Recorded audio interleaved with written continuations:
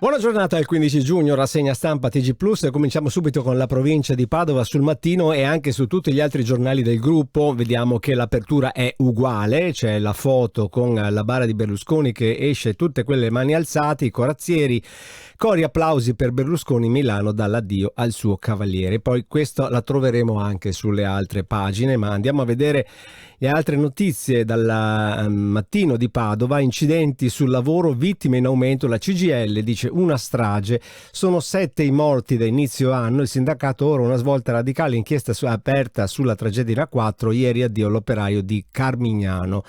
Tende rovinate e banchi brutti, il mercato va ripensato in Piazza delle Erbe. Sono tutti questi argomenti che possono essere perfetti per gli approfondimenti poi di TG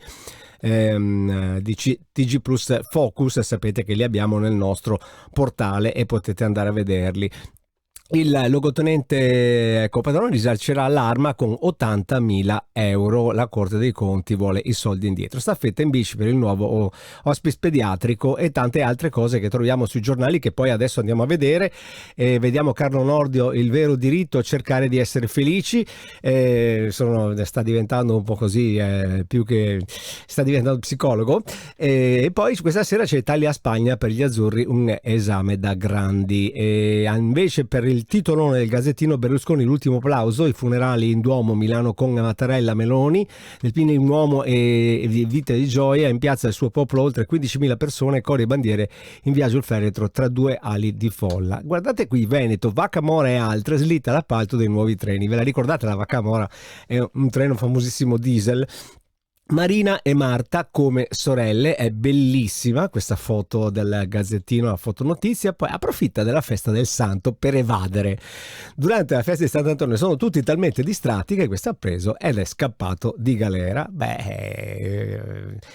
Insomma, non ha fatto del male a nessuno, è solo scappato, l'avranno anche ribeccato. Corriere del Veneto, anche qui si parla molto dei funerali di Berlusconi, vedete anche Zaia, Fedriga, sono casellati, si vedono chiaro e tondo Fontana, la Meloni, tutti i ritratti nelle foto. Zaia, Casellati, Fontana Nordio, l'addio del Veneto, Berlusconi, era anche abbastanza scontato che ci fossero. Movida invece, prime cause ai comuni, scontri tra residenti e locali, la sentenza della Cassazione apre i risarcimenti, perché anche qui adesso si vuole fare festa d'estate e la gente si vorrebbe anche un po' divertire. Niente bus se morosi con la mensa, questo è il nuovo regolamento dei trasporti, però ci sono già parecchie polemiche. Per andare invece sulla pagina di Notizie Plus vedete che le notizie ci sono su Padova, Venezia e Treviso, andate a cliccarle, poi naturalmente trovate alcune delle notizie di oggi, di ieri, e poi durante via la giornata trovate anche quelle che vengono inserite. È tutto per ora.